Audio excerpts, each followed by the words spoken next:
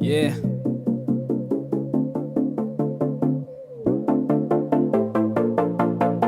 Yeah. Hej, jeg hedder ELO. Jeg spiller senere på Smukfest.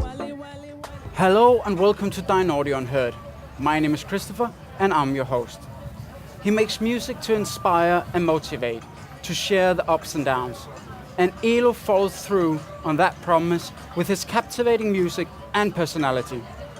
ELO, here you go, the mic. Thank you. Thank you so much for being here. Thank you for having me.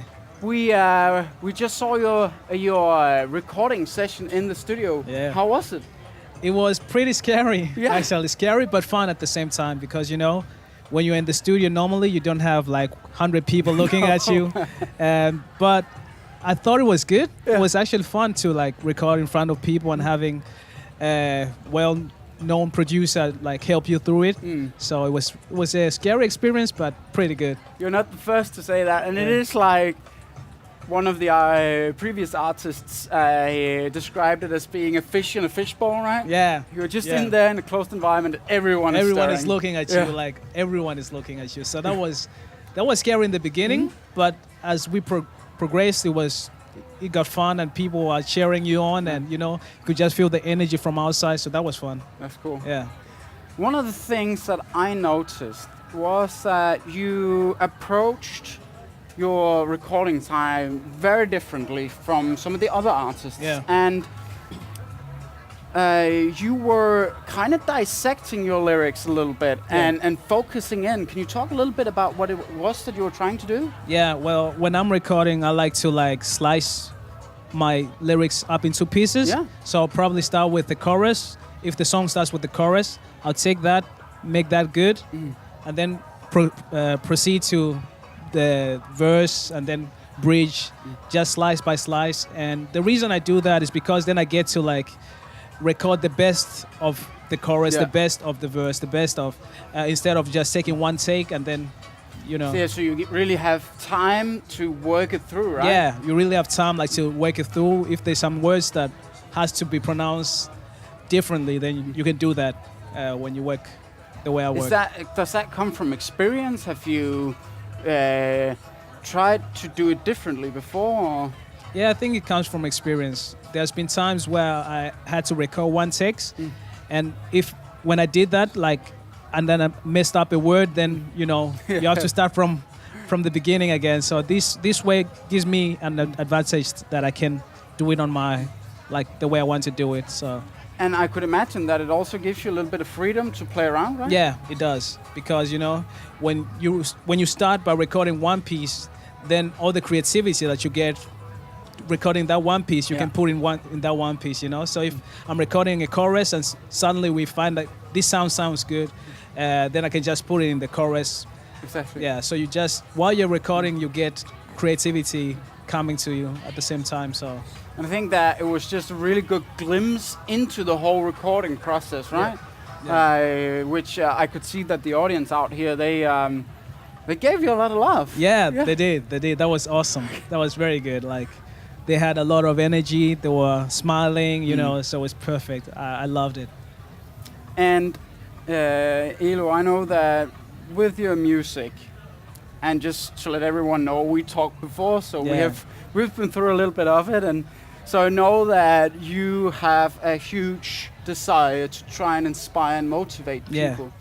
Can you try and talk a little bit about why that's important to you? Yeah, well, it's important because I've had times in my life where I felt like I was down. I've experienced depression, and you know, I've experienced death in my family and stuff like that. And I know it's a normal thing for a lot of people to go through hard times. But the bad thing is we don't talk too much about it. That's true. You know, we hide from the bad things of life. And I'm just trying to like bring that up as a topic as well in my music to say, you know what, you're not alone. No matter what you're going through in your life, it's normal that we go through these things, these feelings, these emotions. And we shouldn't try to hide them. We should try to help each other through them. So. And I know that you said you've been through some downs, and I know that you lost your father when you were young. You came to Denmark when you were a 10 years, kid. You had to go to language school, start in regular school. Yeah. you were good at football, a tackling. Yeah. I mean, there's been plenty of downs, but one of the things that's so striking about you is that you're so positive. Yeah. I mean, how do you manage to get all of that great positive energy? I think for me, it's life happens. Yeah. Sometimes life is just, it happens. We can't really, we can't choose what's gonna happen tomorrow. We can only live and try to do our best while we're here. And I think for me, I recognize that in a young age that, you know what, sometimes life happens and you need people around you when life happens. And by that, again, I believe that there's a higher power somewhere. I believe in a God, so that gives me strength as well. So, yeah. And I mean, again, through all of that adversity that you have met, you've always managed to pull through, right? One of the things we talked about was losing soccer or football, right? Yeah. Your big passion. Yeah. And then you picked up a notebook and you started scribbling down and something came out of that. Yeah. Well, it wasn't that simple. It was, I'm really oversimplifying. I know it wasn't that simple. But yeah, I know what you mean. Like, yeah. And that's the thing with life, because sometimes when something that you love is taken away from you, then something good will come at some point. We just have to keep going, keep believing, and keep trusting that you're going to make it no matter what you're going through. And as you said, it wasn't that simple. Yeah. And do you mind digging a little bit into that process? How did you go through that period of time? And please don't spare the complexity. Well, first of all, when you have a dream and you have something that you love so much that this is what you want to do, and that gets taken away from you, you break down, of course. I was in tears. I was crying. I was depressed. I was lonely because most of my friends that I had were playing football, and now I couldn't be part of the games, So I had to find a place where I could bring all that sorrow down, bring all those thoughts down. As a man, we don't talk too much about our emotions. That's true. We are very bad at expressing ourselves. And I was bad. I was an introvert, all those kind of things. But then I found that writing my feelings down in a notebook, writing my feelings, like just expressing myself, really helped me. It was like therapy for me. And that's how I started making music, like just writing what I'm feeling, writing it down, making poems out of it and all those kind of things. So that really helped me, like to break through and just find a new passion, a new love in music. Right. Yeah. And it really has been finding that new love, right? And I mean, on that journey, you're here now. I mean, you're part of Karriere Kanon, which is a big deal here in Denmark, right? A lot of big Danish artists have come through Karriere Kanon. You're going to play at Live Camp here later. Yeah. You're among the 8 finalists. They're going to choose 3. And I mean, that must be an amazing feeling. It is. All praise to the Most High. I mean, it really, really is. It's pretty dope just to see here next to you talking, like Dynaudio, this is pretty big for an upcoming artist, So this is a great opportunity for me to show my talents, to show what I have, and make new contacts, make a new network, bring my music out to the people. So I'm just thankful to have the opportunity. And I mean, that was one of the things that we also talked about, is your approach to this whole Karriere Kanon, and that you feel like you're already reaping the benefits. Yeah, definitely. And how are you going about that?